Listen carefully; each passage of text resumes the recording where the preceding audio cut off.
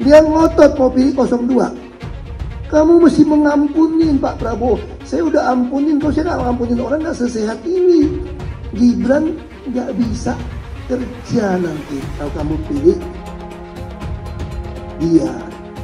Pak Jokowi pun nggak bisa kerja. Gua bilang gitu loh. Maksud gua tuh apa? Gibran ini wakil, bos. Dalam struktur partai negara ini, wakil itu cuma ban serep. Gak usah ribut, ban serep. Titik. Terus Pak Jokowi bisa kerja. Emangnya Pak Jokowi kalau nggak jadi presiden lagi, Pak Prabowo mau yang kerja Pak Jokowi? Emangnya joki, presiden itu joki? Ya nggak bisa kerja lah. Masa joki? Iya dong. Semua nyerang gua. Gua sih demen. Iya dong, kalau saya nggak ada mempengaruhi lu punya urusan, biarin aja anjing menggonggong kafilah berlalu. Saya yakin yang bisa meneruskan program Pak Jokowi, karena dasar Pak Jokowi kan nawacita kan, Trisakti kan. Ya Pak Ganjar kader terbaik. Saya pun mau jadi presiden kalau saya. Saya mengatakan Pak Jokowi orang yang sangat-sangat bekerja keras untuk rakyat Indonesia. Luar biasa. Saudara-saudara sekalian, tidak ada capeknya, tidak ada istirahatnya. Kalau ada yang mengatakan beliau tidak bisa bekerja, itu orangnya saya kira ya otaknya perlu diperiksa itu. Saya tidak ragu-ragu, saya mengatakan kami Prabowo Gibran, Koalisi Indonesia Maju adalah akan melanjutkan semua programnya Pak Jokowi. Jangankan ibu, adik perempuan saya pun tidak mau pilih Ganjar. Dia mau pilih Prabowo. Ya, saya jelaskan sama adik perempuan saya, alasan apa tidak mau pilih Ganjar. Pokoknya saya mau Prabowo. Terus mereka bilang, Ibu Megawati saja ngajak Prabowo jadi wakil kok. Kenapa sekarang kamu bilang jangan pilih Prabowo? Persoalan pilih presiden, kita tidak mau pilih orang yang sudah tidak sehat. Kita tidak mau pilih orang yang emosional. Kita tidak mau pilih orang yang tidak terbukti bisa kerja. Nah, ini kan presiden loh. Dan lagi pula kita khawatir kalau tiba-tiba Gibran yang naik. Sekarang saya mau tanya, di mana ada bukti Gibran bisa kerja selama wali kota? Terus ibu kira Pak Jokowi juga bisa kerja? Nah, makanya kita bisa berdebat itu. Saya lebih tahu, makanya saya nggak enak ngomong depan umum. Tapi kalau ibu mau pilih Pak Prabowo pun itu hak ibu. Tapi saya mau sampaikan juga, tidak fair kalau kita pilih presiden bukan berdasarkan kemampuan kerja. Dia melanjutkan Jokowi apa yang dicita-citakan Soekarno, memindahkan ibu kota. Aduh ibu, pindah ibu kota Soekarno maunya Kalimantan Tengah bu. Sekarang ibu tahu nggak pindah Kalimantan Timur? Bagi tanah orang yang dikuasai orang banyak 2 juta, 3 juta per meter. Setiap jengkal tanah mau dibangun bayar orang. Orang itu siapa? Geng-geng semua. Makanya ibu, kalau kita bilang mau pindah ibu kota, saya udah usul, kenapa nggak Kalimantan Tengah seperti usulnya Bung Karno? Tanahnya nggak usah beli. Kalau Pak Jokowi yang terpilih, apa dia nggak penjarain gua? Oh nggak mungkin, Pak Jokowi kan orang baik. Nggak mungkin penjarain kamu. Sekarang ngaku teman aja lu dibiarin masuk penjara kok. Saya salah apa bu? Saya mau tanya.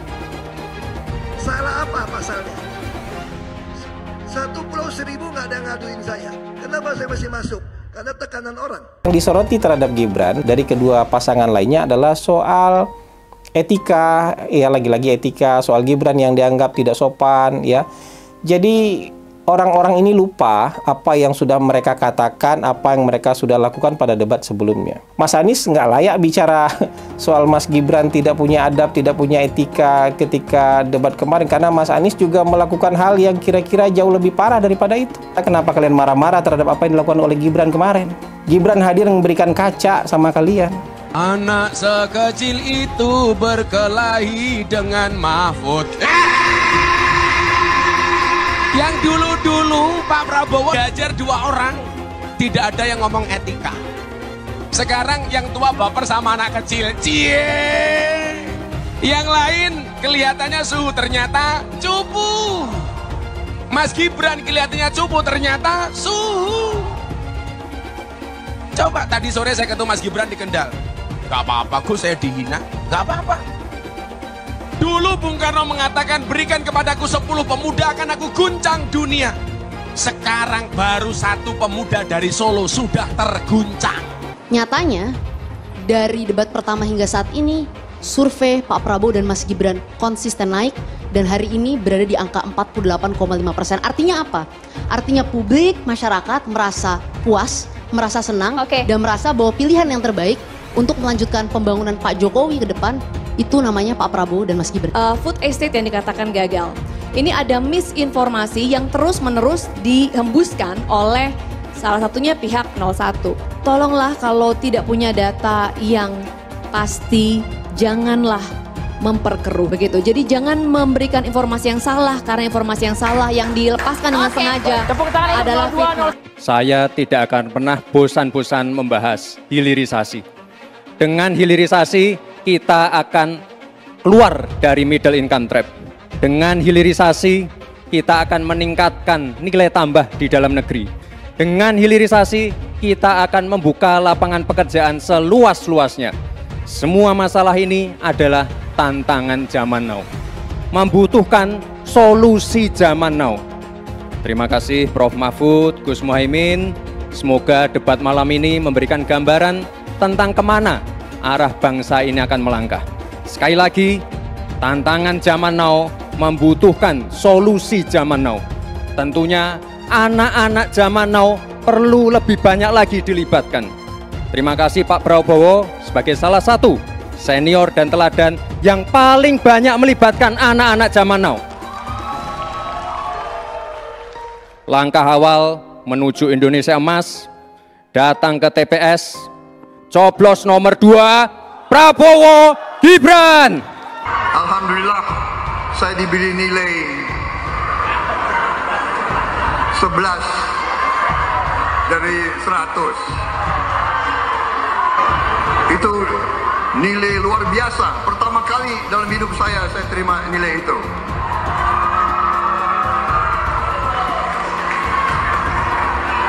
Dari orang yang saya beri kebaikan. Sekjen PDI Perjuangan Hasto Kristianto menyatakan kubu Ganjar sudah mulai menjajaki kemungkinan koalisi dengan Anies Baswedan di Pilpres 2024. Ia juga mengaku sudah berkomunikasi dengan Yusuf Kala. Kalau gitu, mungkin nggak kubu Ganjar bersatu dengan kubu Anies untuk mengalahkan Prabowo? Ya tentu saja mungkin. Saat ini suara Prabowo memang jauh di atas kedua lawannya. Tapi kalau pemilu berlangsung 2 putaran, selalu terbuka kemungkinan keduanya bersatu untuk menyingkirkan Prabowo. Tapi masalahnya, ini juga bukan pekerjaan yang mudah. Demi kekuasaan, para ketua umum dan pimpinan mungkin saja memutuskan bersatu, dan komposisi capres-cawapres akan ditentukan perolehan suara di putaran pertama. Tapi, keputusan elit ini sangat bisa dibongkar oleh penolakan di level akar rumput. Kaum elit partai bahkan bisa dituduh sebagai pengkhianat. Hubungan pemilih PDIP dengan pemilih PKS atau dengan kubu 212, Rizik, FPI, bukanlah sesuatu yang bersifat harmonis untuk jangka waktu yang lama. Bahkan di dalamnya ada muatan kebencian. Kalau Pak Prabowo, Menteri Pertahanan, rate-nya 11 dari 100, itu kalau berarti kan antara dari 1,1/10 ya. Kecil sekali loh itu Pak. Berkira-kira nih, berapa rate seorang menteri yang dipecat? Yang disampaikan oleh Mas Anies, sebagian besar yang disampaikan oleh Pak Ganjar itu kebohongan, itu fitnah. Saya lanjut ke Pak Anies dan ini paling banyak bohongnya, ya, paling banyak bohongnya. Ini bengis sekali ini pernyataan, bengis dan jahat, hanya untuk tujuan menjatuhkan Pak Prabowo, kemudian menggunakan data palsu dan bohong. Dan publik itu sudah mendengarkan pernyataan bohong itu. Dan sebagian publik itu sudah mengkonsumsi pernyataan bohong itu. Dan itu berbahaya. Itu pernyataan bohong yang luar biasa. Kinerja Kementerian Pertahanan. Pertanyaannya sekarang terkait dengan pertahanan, berapa skor yang Bapak berikan atas kinerja Kementerian Pertahanan yang dipimpin oleh Bapak Prabowo? Silakan Pak Ganjar. 5 juga. Skornya justru di bawah 5 Mas Ganjar. Kalau 5 itu ketinggian Pak Ganjar. Terima kasih Pak Ganjar. Anies gak usah takut. Disebut aja angkanya berapa gitu loh. Kayak saya gitu loh. Jangan di bawah 5, sebut aja berapa. 11 Mas, dari 100. Jangan hutang itu digunakan untuk kegiatan yang non-produktif. Misalnya, hutang dipakai untuk membeli alutsista bekas oleh Kementerian Pertahanan. Itu bukan sesuatu yang tepat. Justru kita harus sebaliknya yang kita kerjakan. Pak Anies, saya kira Pak Anies perlu belajar ekonomi lagi, ya kan? Karena beberapa hari yang lalu calon wakil presiden Bapak menyampaikan negara kita tidak dalam keadaan perang, sehingga untuk apa kita harus beli alat-alat perang. Tapi hari ini Bapak mengatakan Bapak setuju. Ya, sekali lagi data-data yang Bapak pegang adalah keliru, dan juga Pak Ganjar tadi juga banyak kelirunya. Saya sangat transparan, dan semua partai yang mengusung Bapak, Profesor Anies, mendukung APBN, berarti mendukung program saya, termasuk PDIP. Ini bukan soal pribadi, ini soal negara, ini soal policy. Penjelasannya ya di tempat ini, bukan di ruang-ruang tertutup yang tidak diketahui oleh publik. Justru kalau Bapak ketahui datanya salah, tunjukkan di tempat ini sehingga publik bisa mengetahui, bukan dalam pertemuan-pertemuan lain yang tidak jelas. Pak Anies, saya tidak bicara tertutup, saya bicara di Dewan Perwakilan Rakyat, di mana semua partai yang mengusung Bapak hadir dan menyetujui yang saya ajukan. Sesudah keputusan MK. Dan kemudian di MK dibentuk MK yang hasilnya mengatakan bahwa terjadi pelanggaran etika berat yang menyebabkan keputusan yang dibuat oleh MK secara etika bermasalah. Sesudah Bapak mendengar bahwa ternyata pencalonan persyaratannya bermasalah secara etika, pertanyaan saya, apa perasaan Bapak ketika mendengar bahwa ada pelanggaran etika di situ? Bagaimana perasaan Mas Prabowo? Soal etik. Enggak semua etik.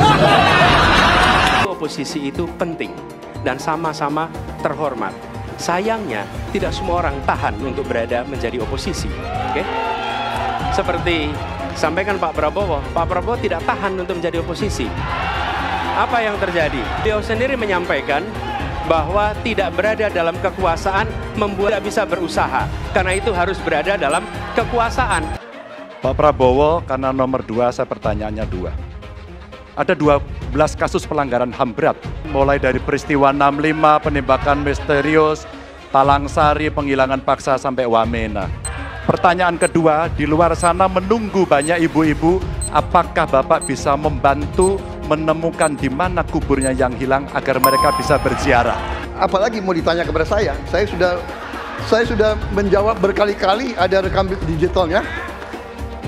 Saya sudah jawab berkali-kali, tiap 5 tahun kalau polik saya naik, ditanya lagi soal itu.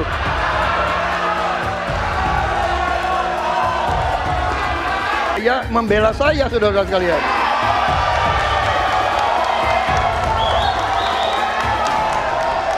Jadi masalah HAM jangan dipolitisasi, Mas Ganjar, ya. Apa komentar Pak Prabowo terhadap putusan MK yang melahirkan MK itu? Itu aja. Ini Mahkamah Konstitusi, aturannya sudah jelas. Kita juga bukan anak kecil. Rakyat kita juga pandai, rakyat kita lihat, rakyat kita tahu. Mas Ganjar, kita tahulah ya bagaimana prosesnya, ya. Yang intervensi siapa? Ya kan? yang intervensi siapa, tapi intinya adalah kita tegakkan konstitusi, kita tegakkan undang-undang, kita perbaiki yang kurang sempurna, dan kita patuh kepada komitmen undang-undang itu sendiri. Kelihatannya setelah ini jatahnya Pak Prabowo. Calon yang saya pilih, saya katakan di sini ya, saya yang pilih, saya yang minta, saya yang memilih. Tidak ada itu dinasti-dinastian. Kalau dinasti merah putih, apa salahnya? Kalau dinasti patriotik, apa salahnya? Tim Prabowo Gibran, Koalisi Indonesia Maju mengatakan kita akan lanjutkan pembangunan yang sudah dilaksanakan oleh Presiden Jokowi. Kita tidak ragu-ragu mengatakan IKN akan kita lanjutkan. BPJS kita lanjutkan. Kartu Prakerja kita lanjutkan. Kartu Indonesia Pintar kita lanjutkan.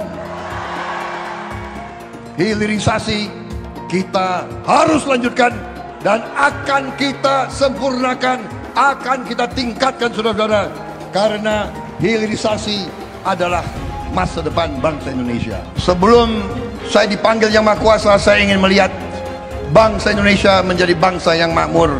Saya tidak mau lihat ada kakek-kakek umur 70 tahun masih menarik becak untuk cari sesuap nasi. Saya ingin memberi yang terbaik untuk rakyat saya yang saya cintai.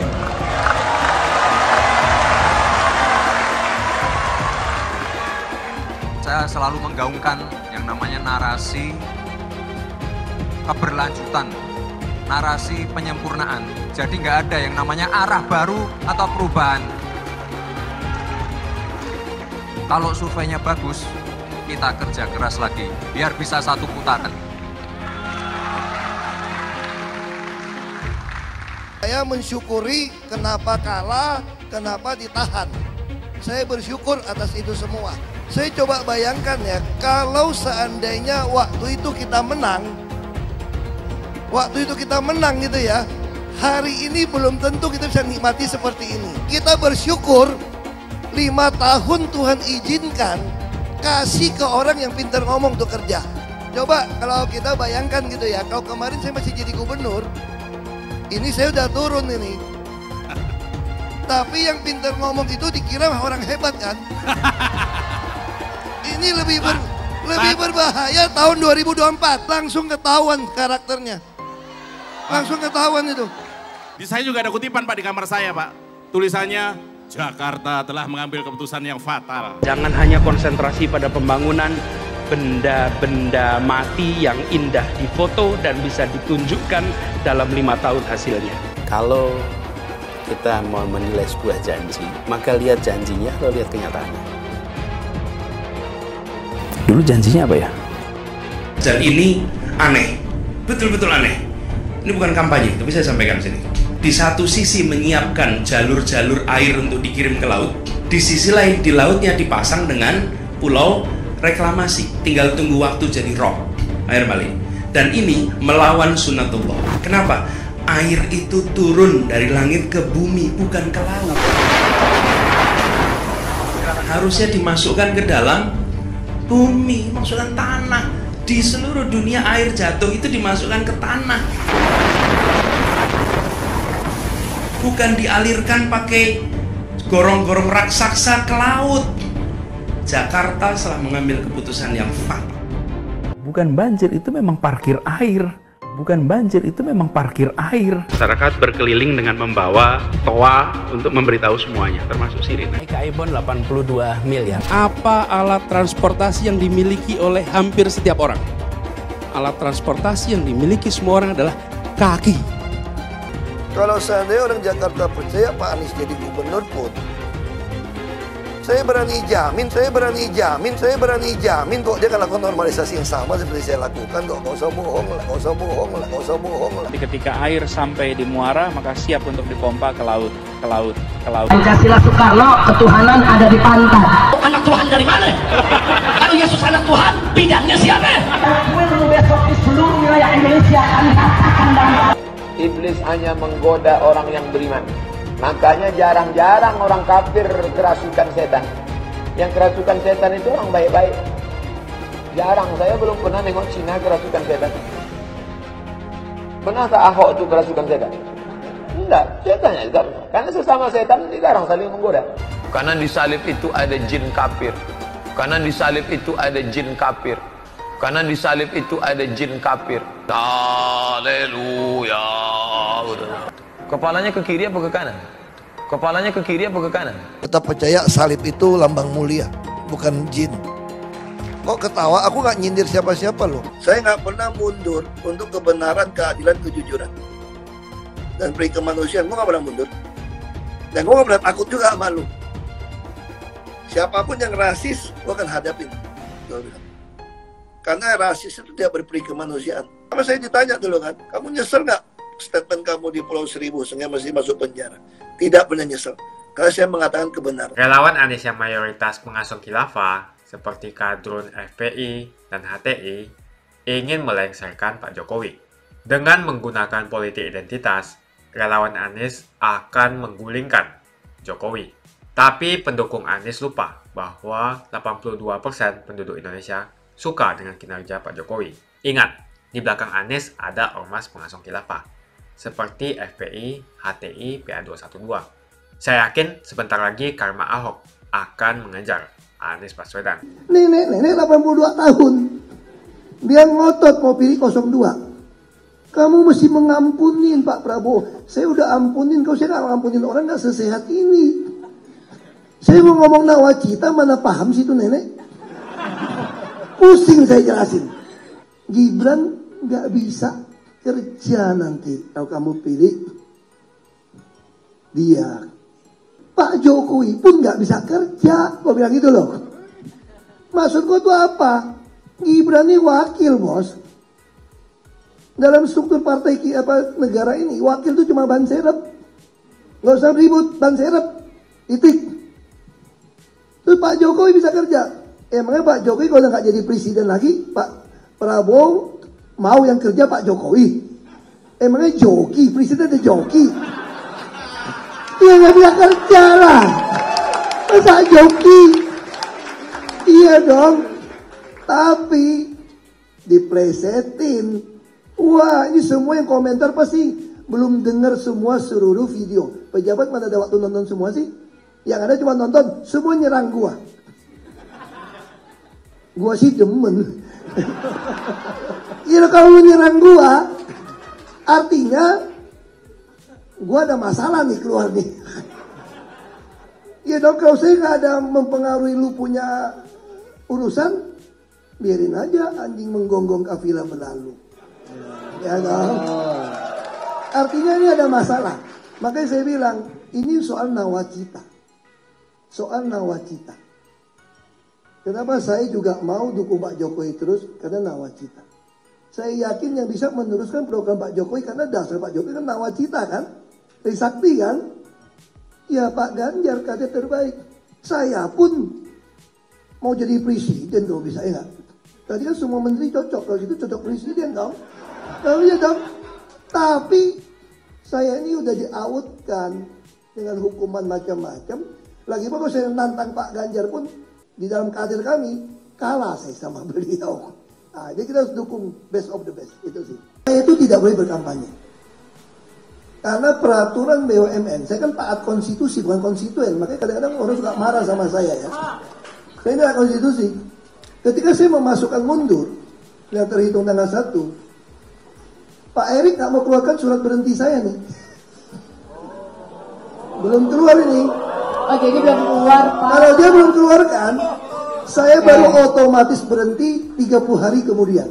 Nanti dicatat ya. Makanya saya nggak boleh kampanye. Kalau saya kampanye itu bisa dianggap pelanggaran. Jadi aku nggak kampanye, aku nggak nyuruh kalian pilih siapa kok.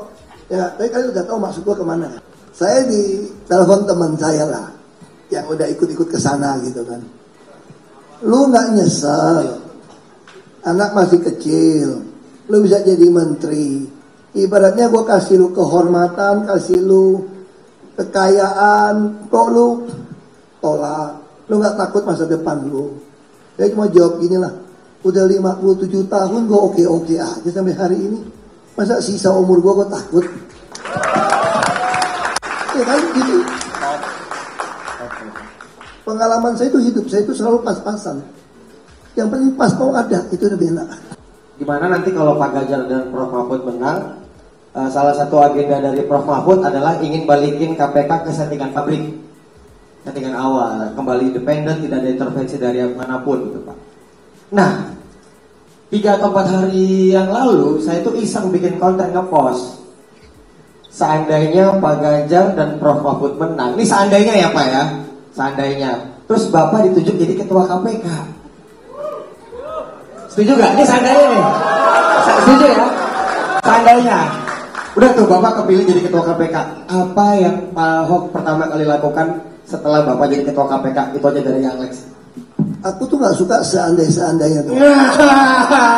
Masuk. Saya lebih suka kalau tawarin. Dulu waktu saya di dalam tahanan itu keluar, kan saya tuh udah nggak bisa jadi menteri, jadi apa menurut orang lah. Kan penguasa suka-suka saja, kalau dia mau kasih mah boleh-boleh aja. Terus saya tanya Pak Jokowi, Pak Jokowi pengen saya bantu apa?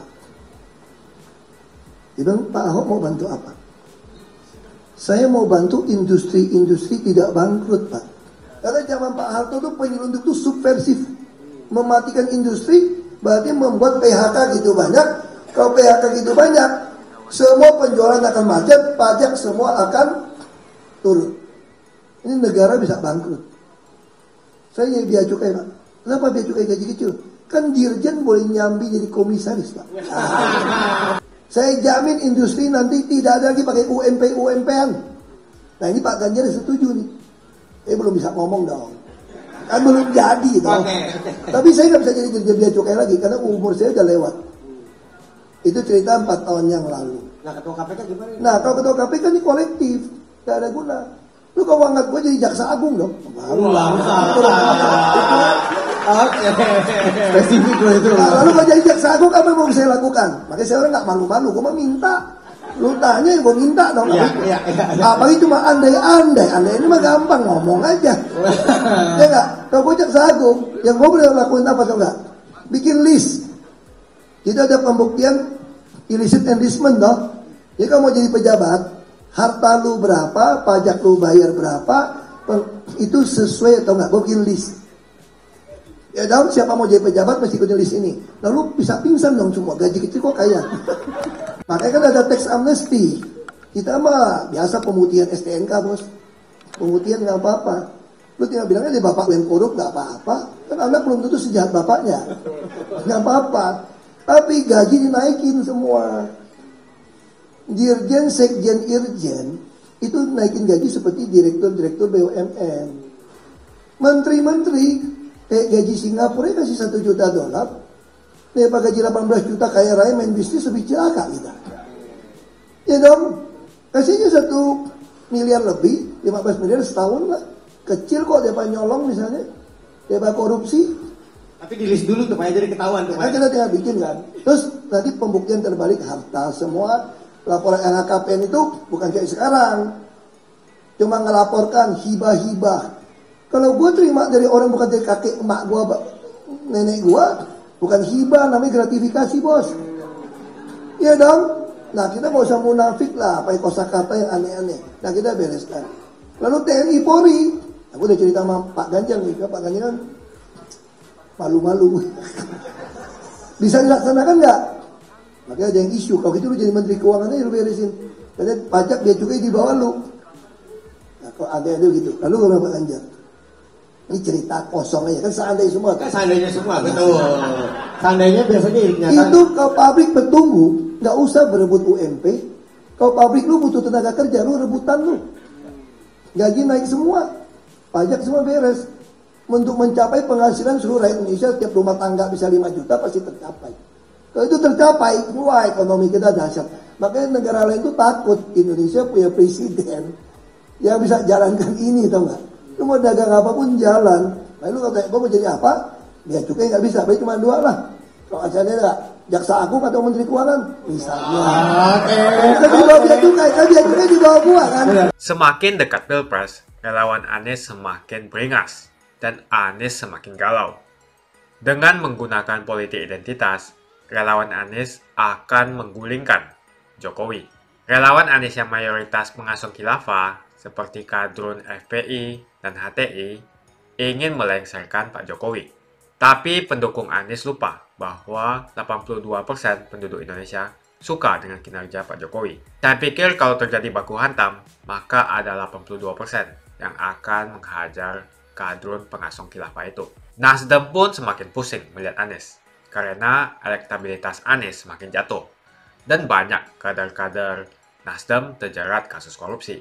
Seperti belakangan, kasus korupsi BTS. Kasus korupsi 8 triliun yang dilakukan oleh kader terbaik Nasdem yaitu Johnny G. Plate, ini sangat menghantam Partai Nasdem, Menteri dari Kementerian Pertanian, di mana ini juga adalah dari Partai Nasdem. Apalagi belakangan, ada 120.000 kader dari Partai Nasdem pindah ke Partai Perindo. Semenjak Nasdem mengusung Anies, banyak sekali petaka yang diterima oleh Nasdem. Apakah ini merupakan karma dari Ahok? Silahkan komentar di kolom komentar. Yang jelas, saya tidak akan memilih Anies, karena Anies bukan pribumi yang jelas. Dan Anies juga merupakan antitesis daripada Jokowi.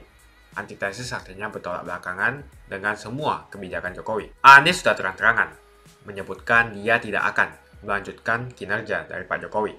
Tidak ada infrastruktur yang akan dibangun jika Anies memimpin Indonesia 5 tahun ke depan. Lagi pula, Anies juga didukung oleh khilafah dan pendukung Anies dari ormas seperti FPI dan juga HTI. Apa kita mau FPI dan HTI kembali di Indonesia jika Anies memimpin? Anies adalah bapak politik identitas yang menghalalkan segala cara untuk menggapai kekuasaan, termasuk menggunakan politik identitas berbasis agama. Kita lihat di kasus Ahok. Kita sudah bisa melihat kinerja Anies selama 5 tahun di Jakarta, dan ini merupakan rekam jejak Anies Baswedan. Tidak ada satupun janji yang dipenuhi, dan tidak ada kinerja yang bisa dibanggakan. Dari DP 0%, OKOC, kelebihan bayar, Formula E, banjir, sumur resapan, jalan rusak, dan gonta-ganti nama jalan. Jadi saya rasa tagline perubahan yang diusung Anies adalah tagline merubah kata korupsi menjadi kelebihan bayar, supaya semua koruptor tidak dijerat oleh pasal korupsi. Karena mereka semua hanya melakukan kelebihan bayar. Jadi perkataan Ahok sudah terbukti, dan Jakarta sudah menjadi korban. Jangan biarkan Indonesia menjadi korban kibulan Anies Baswedan. Suara minoritas jangan lagi merasa takut untuk memilih pemimpin yang membela hak minoritas. Karena Anies jelas hanya memanfaatkan suara minoritas untuk mendapatkan suara.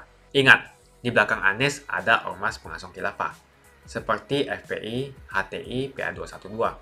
Saya yakin sebentar lagi karma Ahok akan mengejar Anies Baswedan. Begitu saja opini saya hari ini. Tuliskan opini kalian tentang Anies Baswedan di kolom komentar. Dan juga tuliskan pendapat kalian tentang people power oleh relawan Anies untuk melengsarkan Pak Jokowi. Tuliskan pendapat kalian. Jika kalian siap untuk melawan people power yang digaungkan oleh relawan Anies, ayo tuliskan lawan people power di kolom komentar. Pastikan Anda semua like video ini dan bagikan video ini ke teman dan family Anda supaya mereka semua mengetahui tentang informasi ini. Tekan tombol subscribe dan bunyikan lonceng notifikasi supaya kamu tidak ketinggalan